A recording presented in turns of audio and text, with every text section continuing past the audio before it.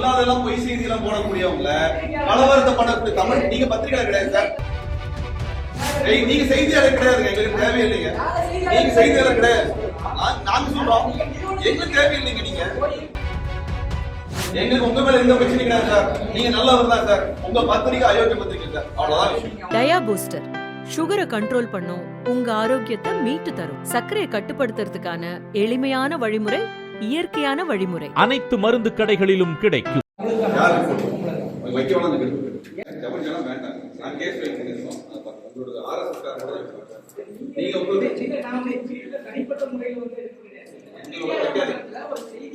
அதெல்லாம் வைக்க முடியாது சார்.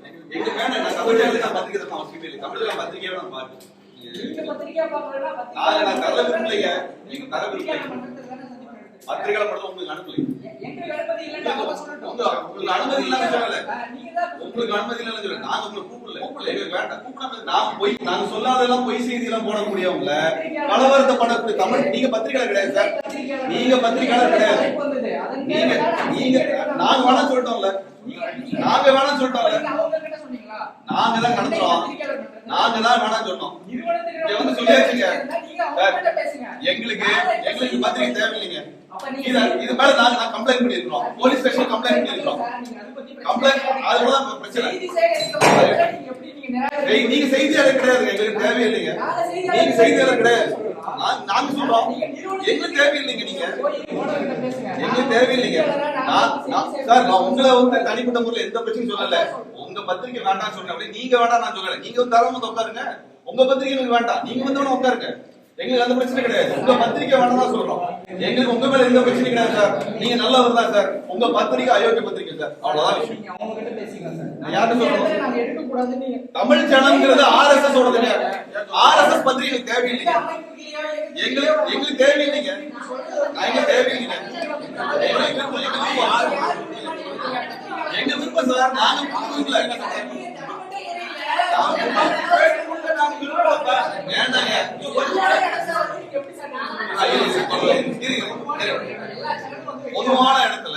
பொதுவான இடத்துல நாங்க யாருக்கு பத்திரிகை செய்தி தரணுமோ நாங்க கொடுத்துக்கிறோம். உங்களுக்கு வேண்டாம்னு சொல்லிட்டோம். ஏன் சொல்றோம்னா, போன வருஷம் அமரனுக்கு நாங்க பிரஸ் மீட் கொடுத்தப்ப நாங்க சொல்லாத விஷயத்தை சொல்லி பரப்பி எங்களுக்கு எதிராக பெரிய பிரச்சனை உருவாக்குனது தமிழ் சேனல். இதுவரைக்கும் மன்னிப்பு கேட்கல. நாங்க கமிஷனர் ஆபீஸ்ல கம்ப்ளைண்ட் கொடுத்துருக்கோம், அந்த செய்தியை திரும்ப எடுக்கல. அப்ப சொல்ற செய்தி பொய் செய்தி பரப்புறது நாங்க எப்படி ஊடகமா பார்க்க முடியும்? அது எங்களுக்கு யாருக்கு நிறுவனமா இல்ல, எங்களுக்கு தெரியும்.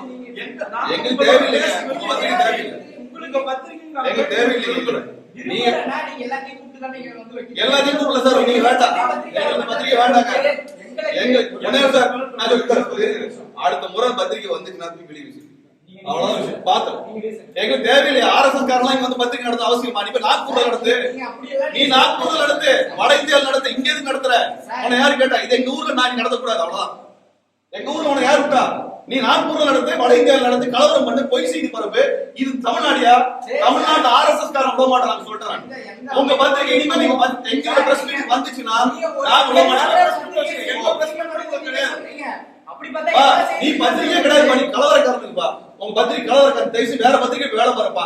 உன் நல்லதுக்கு சொல்றோம், நீ வேற பத்திரிகை வேலை பாரு. இந்த பத்திரிகை வேலை பார்க்காது, பத்திரிகையே கிடையாது, இது பத்திரிகையே கிடையாது. இது பத்திரிகை கம்ப்ளைண்ட் கொடுத்துருக்கு சார், கம்ப்ளைண்ட் கொடுத்துருக்கு. அவ்வளவுதான். முன்னாடியே நீங்க சென்னை பத்திரிகை பண்றதுல தமிழ் சேனல்ல வந்து நீங்க அலோ பண்ணல, நாங்க வந்து நீங்க கூப்பிடாதீங்க அப்படி நீங்க சொல்லிருக்கணும். சொல்லிருந்தா நாங்க வந்து இங்க சொல்றாங்க, இப்ப சொல்றோம் வேண்டாம் சொல்றோம். சுயமரியாதை இருந்ததுன்னா சூடு சொல்றாங்கன்னா வர மாட்டாங்க, அவ்வளவுதான். நீங்க அப்பலாம் மொத்த பத்திரிகையாளர் அவமதிக்கிற மாதிரி நீங்க பேசாதீங்க. பத்திரிகையாளர் கிடையாது இல்ல சார், உங்கள பத்திரிகையாளர் கிடையாது. நாங்க உங்க பத்திரிகையா பத்திரிகையா பார்க்கல சார். நீங்க ரொம்ப நல்லவரு, நான் உங்களை எல்லாம் வந்து சொல்லல. உங்க பத்திரிகை அயோக்கியம் சொல்றோம், நான் உங்களை சொல்லல. தமிழ்நாட்டிலே இப்பொழுது திருப்பரங்குன்றம் மலையிலே தீபம் ஏற்றுவது குறித்தான தேவையற்ற சர்ச்சையை இந்துத்துவ அமைப்புகள் உருவாக்கி வருகின்றன.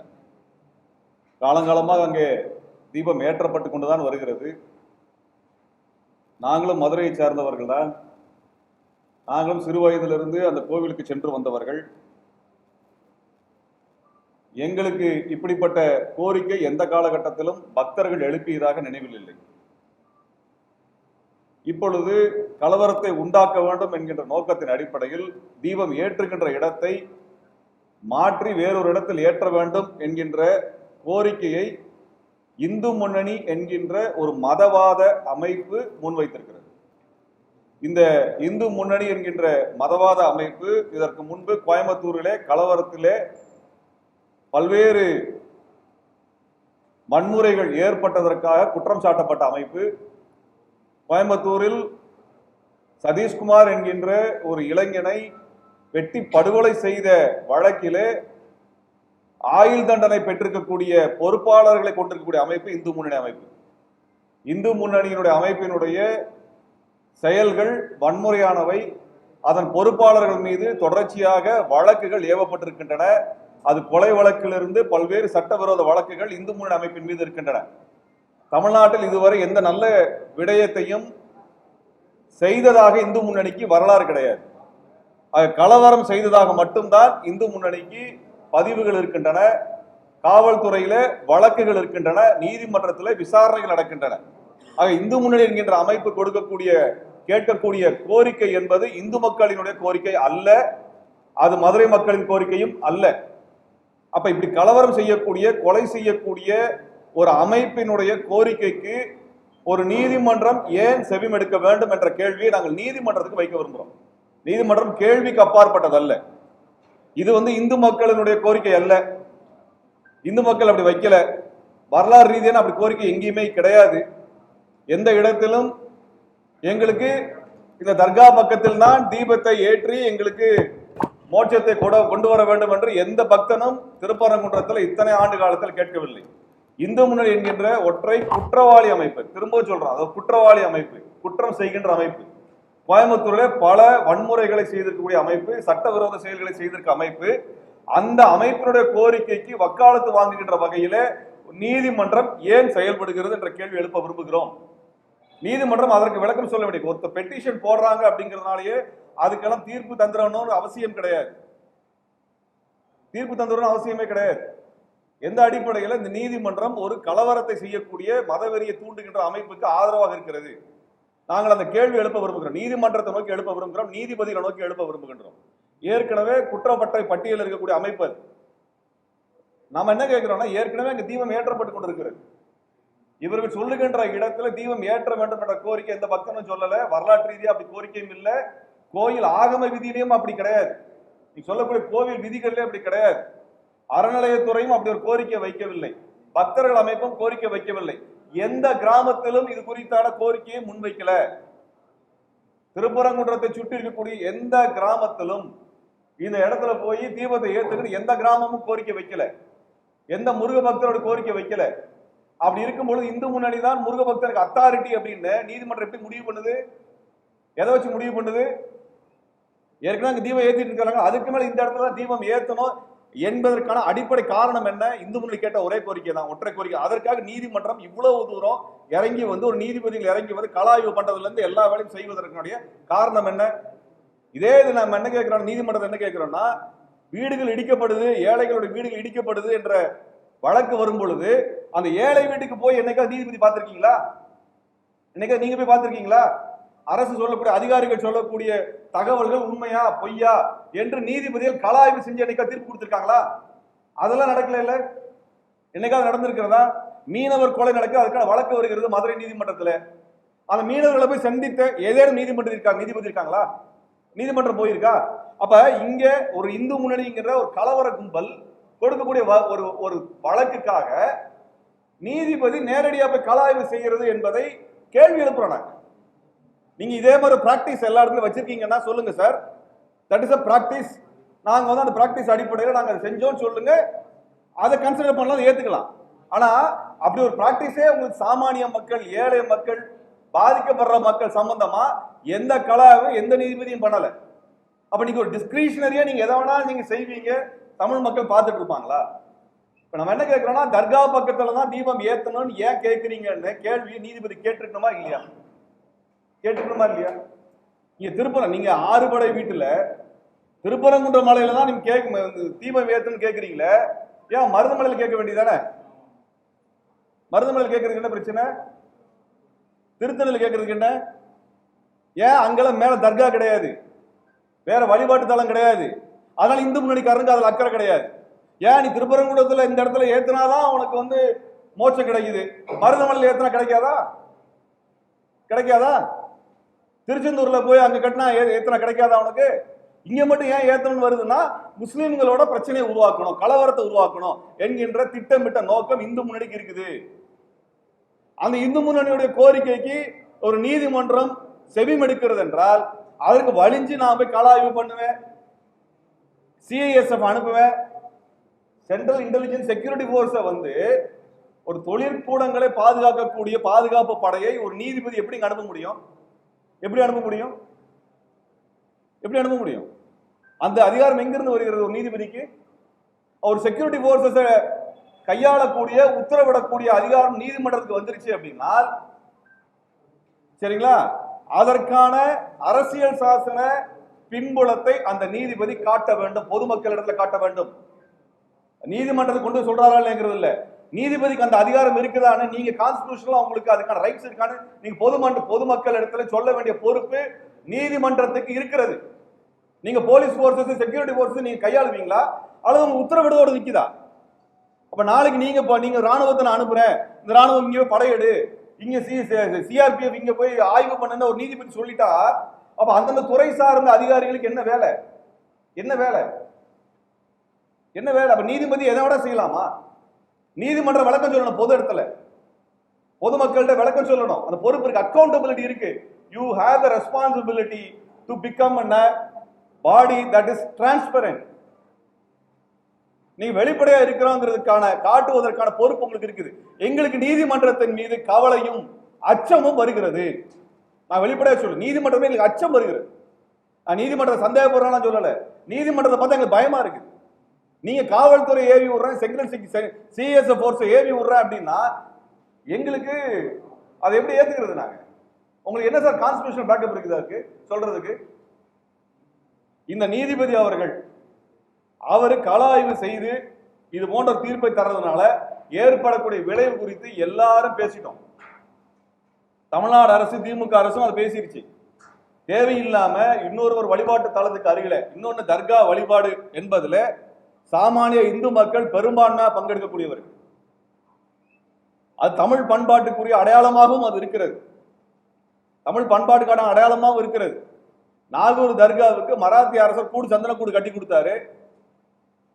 ஏர்வாடி தர்காவுக்கு அங்க இருக்கக்கூடிய பிற சாதிகளை சேர்ந்த தமிழ் சாதிகளை சேர்ந்தவர்கள் போய் அதுக்கு சந்தனத்தை கொடுக்குறாங்க.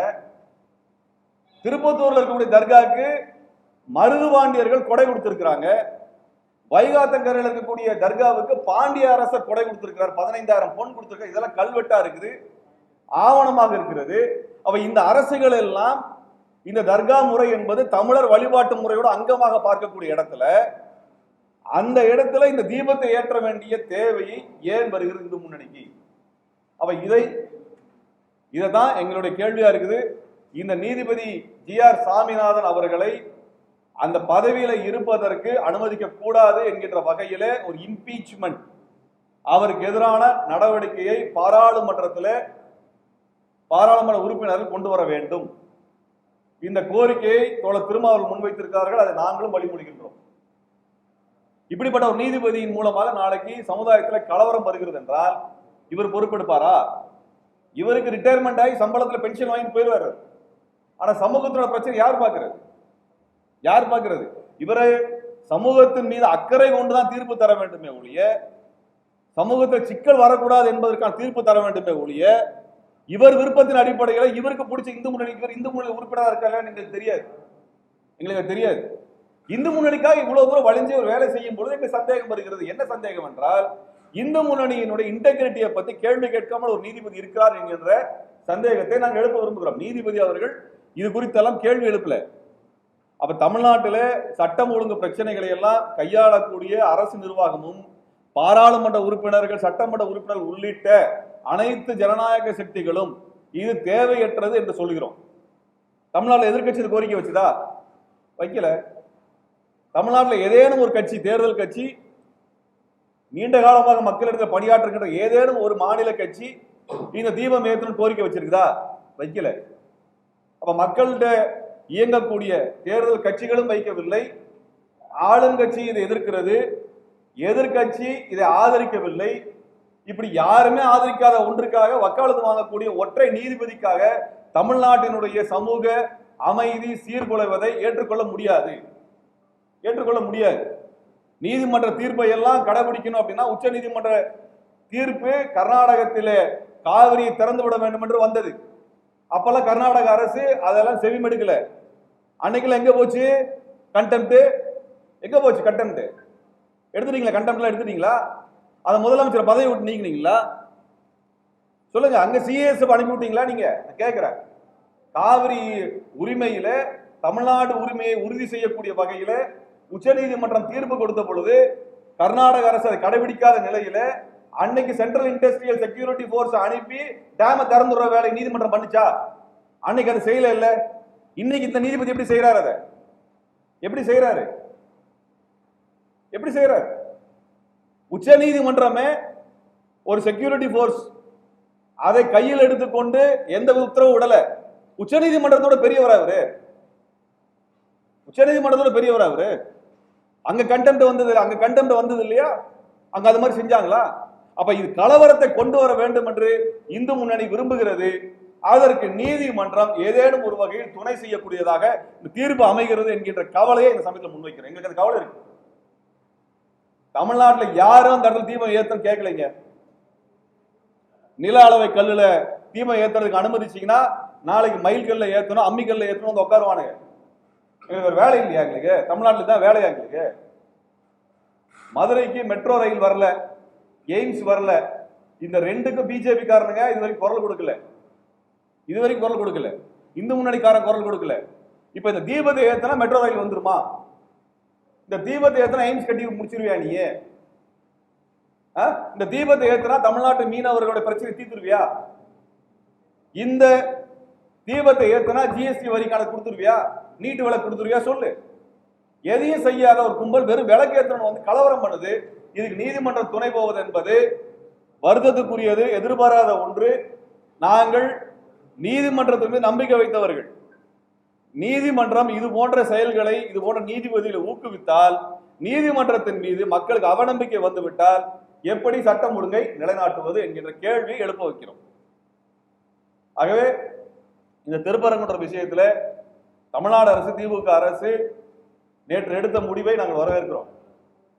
இந்துத்துவ அமைப்புகளுக்கு எதிராக தமிழ்நாட்டில் கலவரம் வரக்கூடாது என்பதற்காக எடுக்கக்கூடிய அனைத்து முடிவுகளுக்கும் நாங்கள் ஆதரிக்கிறோம். ஏன்னா தமிழ்நாட்டில் கட்சி வேறுபாடு இல்லாமல் இந்த விஷயத்தை எல்லாம் ஒன்றுபட்டு நிற்கிறோம். பிஜேபியோட இந்து முன்னணி நிற்கக்கூடிய ஒரு அமைப்பை காமிங்க, ஒரு கட்சியை காமிங்க. யாராவது இருக்காங்களா? ஏதாவது அமைப்பு இருக்கிறதா? ஏதாவது பக்தர்கள் அமைப்பு இருக்குதா? எதுவுமே கிடையாது. ஆகவே இந்த போன்ற கலவரத்தை தமிழ்நாட்டுகள் கொண்டு வருவதை ஒரு காலத்தில் அனுமதிக்க முடியாது. அந்த நீதிபதி பதவி நீக்கம் பெற வேண்டும். அவர் ஒன்றும் கடவுள் கிடையாதுங்க. அது முருகனுக்கு மேல்பட்ட ஆள்லாம் ஒன்றும் கிடையாது. சம்பளத்துக்கு வேலை பார்க்கிறவங்க தான் எல்லாரும். இந்த அரசாங்கத்தில் அனைத்து துறைகளில் வேலை செய்யக்கூடியவர்கள் என்பவர்கள் கடவுள்கள் அல்ல, உச்சபட்ச அதிகாரம் கொண்டவர்கள் அல்ல. மக்களின் வரி பணத்திலே சம்பளம் பெறக்கூடியவர்கள். ஆகவே மக்களுக்கு பதில் சொல்ல கடமைப்பட்டவர்கள். அதனால அவர்களும் மக்களின் நலன் சார்ந்துதான் முடிவெடுக்க வேண்டும். இது போல மக்கள் விரோத முடிவுகளை எடுப்பது வன்மையான கண்டனத்துக்குரியது. அந்த நீதிபதி பதவி நீக்கம் பெற வேண்டும். இதற்கு அந்த நீதிபதிக்கு ஆதரவாக தீர்ப்பு வரும் பட்சத்தில் அந்த நீதிபதிகளும் விசாரணைக்கு உட்படுத்தப்பட வேண்டும் தான் எங்க நிலைப்பாடு. யாரா இருந்தாலும் சரி, எங்களுக்கு அதெல்லாம் பிரச்சனை கிடையாது. ஒரு தனியான அமைப்பு நான் தீபம் ஏத்துறேன்னு சொன்ன நாளைக்கு இதே மாதிரி ஒவ்வொரு ஊர்ல இதை பிரச்சனை உருவாக்கினான்னா அதுக்கு இந்த நீதிபதிகளா பொறுப்பு. அதனால நாங்கள் வன்மையான கண்டனம் தெரிவிக்கிறோம். நீதிமன்றம் என்பது விசாரணைக்கு அப்பாற்பட்டதல்ல. நீதிமன்றமும் அக்கௌண்டபிலிட்டி ப்ராசஸ்ல உள்ளதுதான். ஜனநாயகத்திற்கு கீழாக அனைவரும் கேள்விக்கு உட்படுத்தப்படக்கூடியவர்கள் தான். இந்த பிரச்சனையில நீதிமன்றத்தினுடைய நடவடிக்கைகள் என்பது அதிருப்தி அளிப்பதாக இருக்கிறது, ஏற்றுக்கொள்ள முடியாதாக இருக்கிறது. ஒரு தனி நீதிபதி ஒரு தனியான ஒரு கலவரத்தை செய்யக்கூடிய அமைப்புக்கு ஆதரவாக இருக்கிறார் என்பது அப்பட்டமாக வெளியே தெரிகிறது. இது ஒரு காலத்தில் தமிழ்நாடு ஏற்றுக்கொள்ளக்கூடாது என்பதை தெரிவித்து, இந்த திருப்பரங்குன்றத்தில் தீபம் ஏற்றுகின்ற பிரச்சனையில மக்களுடைய முடிவு என்பது சட்டசபையின் முடிவு தான். நாங்கள் தேர்ந்தெடுத்து அனுப்பின சட்டசபை எம்எல்ஏக்கள் அவர்கள் என்ன முடிவு எடுக்கிறாங்களோ அந்த முடிவு தான். சட்டசபையில் என்ன முடிவு இருக்கிறதோ, சட்டசபை உறுப்பினர் என்ன சொல்கிறார்களோ, அமைச்சர் பெருமக்கள் என்ன முடிவெடுக்கிறார்களோ அதுதான் தமிழ்நாட்டினுடைய முடிவு. அதை மீறி வேறு யாரும் இதுல தலையிடுவார்கள் என்றால் தமிழ்நாட்டு மக்களினுடைய தமிழ் மக்களினுடைய பண்பாட்டு உரிமையின் மீது கை வைப்பதாக அர்த்தம். எங்களுடைய பாரம்பரிய உரிமையின் மீது, பாரம்பரிய எங்களுடைய பழக்க வழக்கங்களின் மீது கை வைப்பதற்கு நீதிமன்றமோ நீதிபதிக்கோ அனுமதி கிடையாது. அப்படி நீதிமன்றம் நீதிபதி வைத்தார் என்றால் தமிழர்கள் விரோதமாக, அரசியல் சாசன விரோதமாக, ஜனநாயக விரோதமாக அவர்கள் செயல்படுகிறார்கள் என்றுதான் நாங்கள் பகிரங்கமாக குற்றம் சாட்டுகிறோம். ஆகவே இந்த நீதிமன்ற தீர்ப்பு என்பது சமூக அமைதிக்கு நேர் எதிரானது என்பதை நாங்கள் ஜனநாயக அமைப்புகள் வெளிப்படையாக பகிரங்கம் அறிவிக்கிறோம். எங்களுக்கு இதில் எந்த அச்சமும் கிடையாது. தமிழக அரசு வந்து தீபம் ஏற்றுவதற்கான நடவடிக்கை எடுக்கல அப்படின்றதுனால செக்யூரிட்டி போர்ஸ் வந்து நீதிபதி அறிவிச்சிருக்காரு. அது எந்த தவறும் இல்லை அப்படின்னும் நீதிபதி தமிழ்நாடு அரசு உச்சி பிள்ளையார் கோவிலில் தீபம் ஏற்றிருக்கிறது. 100 ஆண்டுகளாக உச்சி பிள்ளையார் கோவில் தீபம் ஏற்றிருக்கிறாங்க. உச்சி பிள்ளையார் கோவில்ல தீபம் ஏற்றக்கூடாது நீதிமன்றம் சொல்லுதா? சொல்லுங்க. அந்த 2 நீதிபதி சொல்லிருக்காங்க. உச்சி பிள்ளையார் கோவில்ல தீபம் ஏற்றக்கூடாது நீதிமன்றம் சொல்லட்டுமே. 100 வருஷமா ஏற்றிட்டு இருக்கிறோம்ல, அங்க ஏத்துற உங்களுக்கு என்ன பிரச்சனை? அங்கதானே அரசு ஏத்தி இருக்குது. நீதிபதிக்கு விருப்பம் இருந்தா அவர் வீட்டுல ஏத்திக்கிட்டு சார். நீதிபதி அவர் வீட்டுல ஏத்திக்கிட்டோம். நாங்கெல்லாம் கும்பிடுற கோயில் எங்க ஏற்றணும் நாங்க முடிவு பண்றோம். நீதிமன்றம் முடிவு பண்ண, நீதிபதி முடிவு பண்ண முடியாது. இவர் சிஎஸ்எஃப் எப்படி அனுப்புனாரு? கான்ஸ்டிடியூஷனல் பேக்கிங் என்ன அவர் சொல்லுங்க. நீதிமன்றம் சொல்லுங்க. இப்படி அனுப்பிட முடியுமா செக்யூரிட்டி போர்ஸ? ஒரு செக்யூரிட்டி போர்ஸை இப்படி அனுப்பிட முடியுமா நீதிபதி? கண்டெம்ட் இருக்குதுங்கிற அனுப்பி முடியுமா? நான் என்ன சொல்றேன், உச்ச நீதிமன்றம் வந்து போலீஸ்ல, காவல்துறையில சீர்திருத்தம் கொண்டு வர வேண்டும் என்று உச்ச நீதிமன்ற தீர்ப்பு இருக்கிறது. உச்ச நீதிமன்ற தீர்ப்பு போலீஸ் ரிஃபார்ம் பண்ணணும்னு சொல்லி உச்ச நீதிமன்ற தீர்ப்பு இருக்குது. எந்த மாநிலம் நிறைவேற்றி இருக்குது? எந்த மாநிலம் நிறைவேற்றல. அப்ப கண்டெம்ட் என்ன பண்ணுவீங்க? ராணுவத்தை அனுப்புவீங்களா? நீதிபதி அனுப்ப சொல்லுங்க பாப்போம். போலீஸ் ரிஃபார்ம்ஸ் இருக்கு சார் தீர்ப்பு.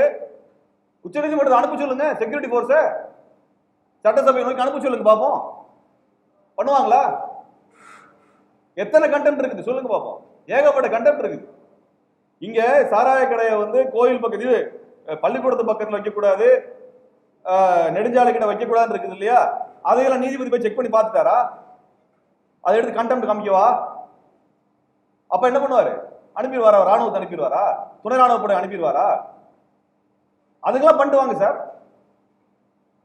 நீங்க திருப்பரங்குன்றம் மலை மேல ஏறி போய் ஒரு இந்து முன்னணி கலவர கும்பல் சொன்னதுக்காக ஒரு நீதிபதி செக் பண்றாரு.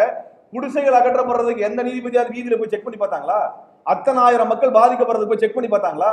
உண்மையா பொய்யா டாக்குமெண்ட் செக் பண்ணி பார்த்தாங்களா? நீங்க அனகாபுத்தூருக்கு நான் கேட்டமே, போய் பார்த்தாங்களா நீதிபதிகள்? அத்தனை ஆயிரம் மக்கள் துள்ள துடிக்க கொண்டு வெளியில குப்பை மாதிரி போட்டாங்களே, அந்த நீதிபதி உத்தரவு அடிப்படையில் தான் நடந்தது. அப்பவே போய் செக்அப் பண்ணிருக்கட்டுமே.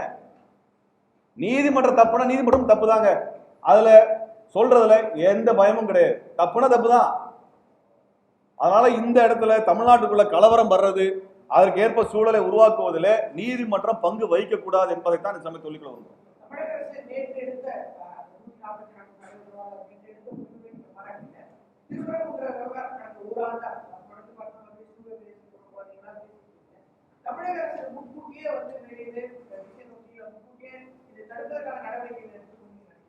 ஒண்ணு பண்ணிருக்கலாம். எச்சிராஜால இருந்து எல்லாத்தையும் குண்டர் சட்டத்தில் உள்ளதுக்கு போட்டு 1 வருஷம் உட்கார வச்சிருந்தானா ஒழுங்கா இருந்திருக்கும். அவங்களால வெளியே விட்டதுதான் இந்த பிரச்சனைக்கான காரணம். அவங்களுக்கு முருக வழிபாடுக்கு என்ன சம்பந்தம்? எச்சிராஜாவுக்கும் பாண்டியருக்கும் முருக வழிபாடுக்கு என்ன சம்பந்தம்? என்ன சம்பந்தம் உங்களுக்கு? நாங்க போவாங்க. ஒண்ணு எங்க குடும்பத்துல திருப்பரங்குன்றம் முக்கியமான கோவில். எங்க குடும்ப வழிபாடுக்கு நாங்க போற கோவில் தான் அது. எல்லாருமே அந்த முருகன் கோவில்ல கும்பிடுற குடும்பத்தை சேர்ந்தவங்க தான். நாங்க சாமி கும்பிடலாம், கும்பிடாம இருக்கலாம். குடும்பத்துல இருக்க கும்பிடுறாங்கல்ல. எங்களுக்கு தெரியாத புது ப்ராசஸா எச்சிராஜாவுக்கும் பாண்டியருக்கும் வந்திருக்குது. இந்த கும்பலுக்கும் முருகன் கோயிலுக்கு என்ன சம்பந்தம்? எங்க கேள்வி அதாங்க. இந்த கும்பலுக்கும் முருகன் கோயிலுக்கு என்ன சம்பந்தம்? என்னைக்காவது எச்சிராஜா அளவு குத்தி இருக்காரா? காவடி தூக்கியிருக்காரா? தூக்கு சொல்லுங்க. அளவு குத்த சொல்லுங்க பாப்போம். அளவு குத்த தூக்கு சொல்லுங்க. பாண்டே குத்துவாரா? பாண்டே அளவு குத்துவாரா? எச்சிராஜா அளவு குத்துவாரா? காவடி தூக்குவாரா? அரகரான்னு ஓடுவாரா? அது வரைக்கும் நாங்களாம் பார்த்தது இல்லை. எங்க குடும்பத்துல போயிருக்காங்க, இவங்க குடும்பத்துல போயிருக்காங்க, அவங்க குடும்பத்துல போயிருக்காங்க, இவங்க குடும்பத்துல போயிருக்காங்க, எங்க குடும்பங்கள் எல்லாம் போயிருக்கிறாங்க. நாங்க வேணா காமிக்கிறோம், போட்டோவே எடுத்து காமிக்கிறோம். எச்சிராஜா குடும்பத்துல காமிச்சு சொல்லுங்க. அல்லது பாண்டிய குடும்பத்துல காமிச்சு. ஒண்ணு ராம ரவிக்குமார், அவர் யார்? அவர் இந்துக்களோட பிரதிநிதி. அவரு வேற இந்துக்கள் பிரதிநிதியா அவரு? கலவரம் பண்றதே ஒரு வேலையா வச்சுட்டு இருக்கிறவங்க. அதனால இந்த சிக்கல் என்பதை கலவரத்தை கொண்டு வரக்கா பண்றாங்க. இந்த கலவரம் கொண்டு வர்றதுக்காக இந்த வேலையை செஞ்சா அதை எதிர்கொள்றதுக்கு நாங்களும் தயாரா இருக்கோம். நீங்களும் கூட்டத்தை கூட்டு வந்தீங்கன்னா நாங்களும் கூட்டத்தை கூட்டு தயாரா இருக்கோம். என்ன சொல்ற? நாங்களும் தயாரா இருக்கோம். இது தமிழ்நாடு. முருகனை எப்படி நாங்க பாதுகாக்கணும்னு தெரியும், திருப்பரங்குன்றத்தை எங்களுக்கு எப்படி பாதுகாக்கணும்னு தெரியும், கலவர கும்பலை எப்படி வரணும்னு தெரியும். இது மாதிரி இந்த திருப்பரங்குன்றம் அயோத்தியா மாறும் அப்படி இப்படிலாம் பிஜேபியில பேசிட்டு இருக்கானுங்க. அவனுக்கு மேலெல்லாம் உடனடியாக வழக்கு பாய்ந்து அவர்கள் சிறைப்படுத்தப்படணும். இது தேவையில்லாத கலவரத்தை கொண்டு வரக்கூடிய அயோத்தியா பிரச்சனைக்கு பிறகு தமிழ்நாட்டில் என்ன கலவரம் வந்தது என்று தெரியும், இந்தியாவில் என்ன கலவரம் வந்து எத்தனை மக்கள் பாதிக்கப்பட்டாங்களான்னு தெரியும்.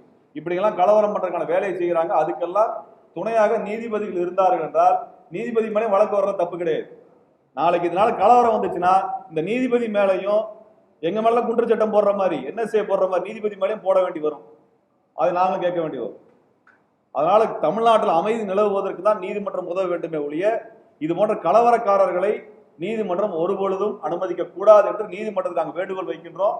நீதிமன்றம் இந்த பிரச்சனை இதோடு முடித்து தமிழ்நாட்டினோட வளர்ச்சிக்கு உதவுகின்ற வகையில் தீர்ப்புகளை தர வேண்டும் என்பதை நாங்கள் வேண்டுகோளாக வைக்கிறோம்.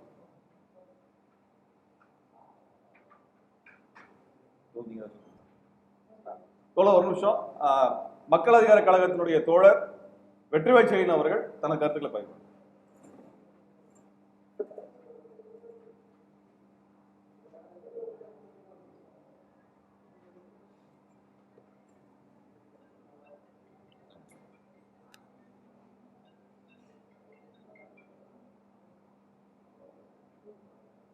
வணக்கம்.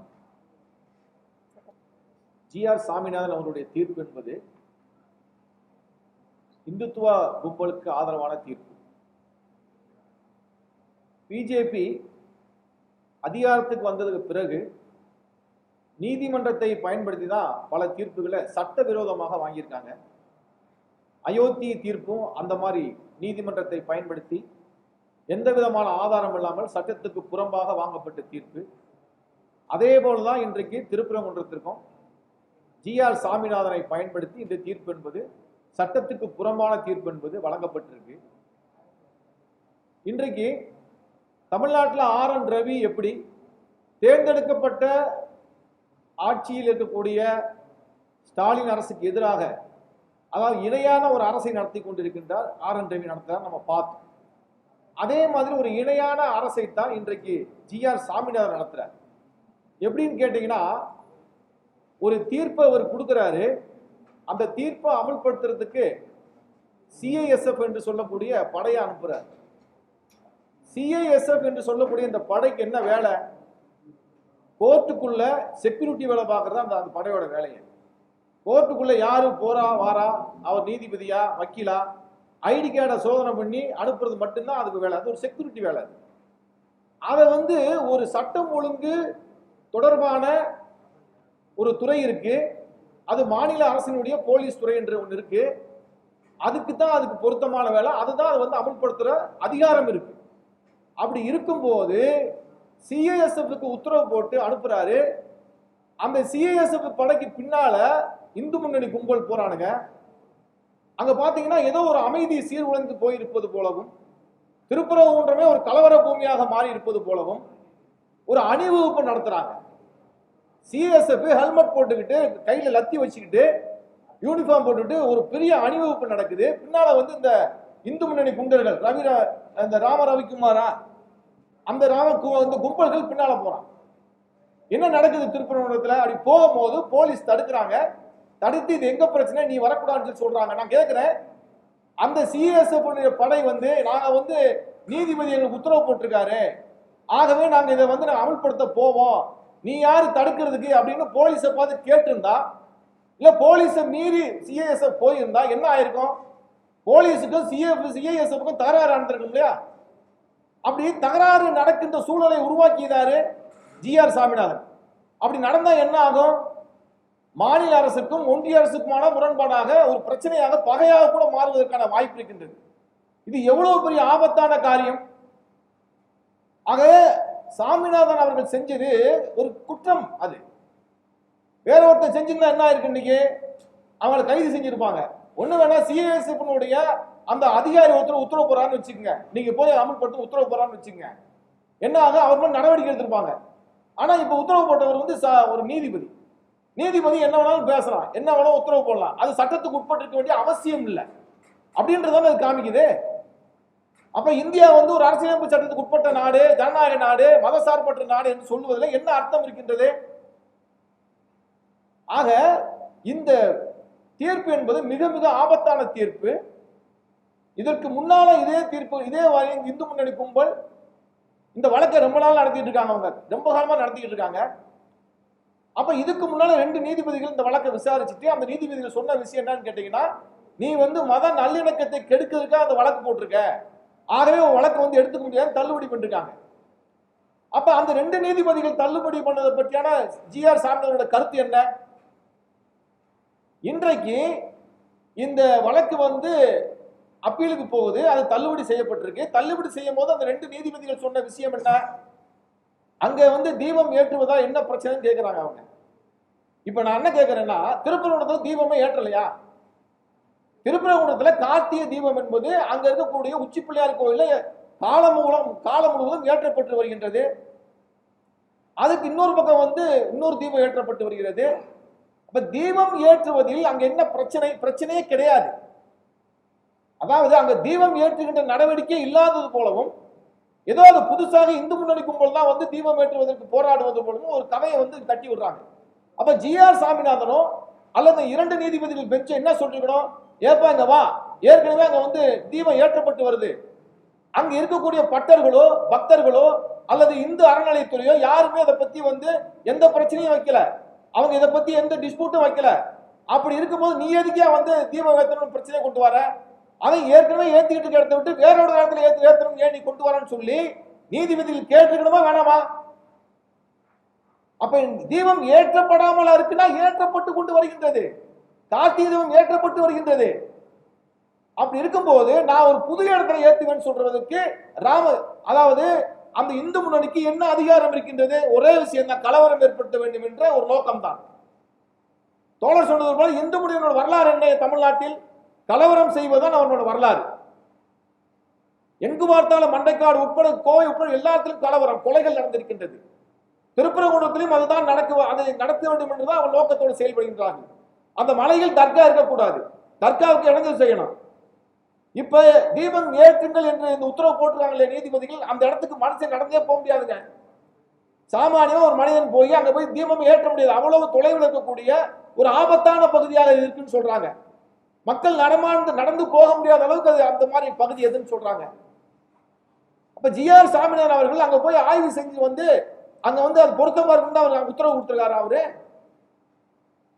ஏன் உத்தரவு கொடுத்திருக்காரு? ஜிஆர் சாமிநாதன் என்பவர் ஒரு மதச்சார்பற்ற ஒரு சட்டத்தை ஏற்றுக்கொண்டவர், ஒரு நீதிபதியாக இருந்து சட்டத்துக்கு உட்பட்டு நீதி வழங்க வேண்டும் என்பதில் இருந்து அவர் விலகி சென்று அவர் ஏற்றுக்கொண்டிருக்கின்ற தத்துவத்தை, இந்துத்துவ தத்துவத்தின் அடிப்படையில் தீர்ப்பு கொடுத்திருக்கின்றார்.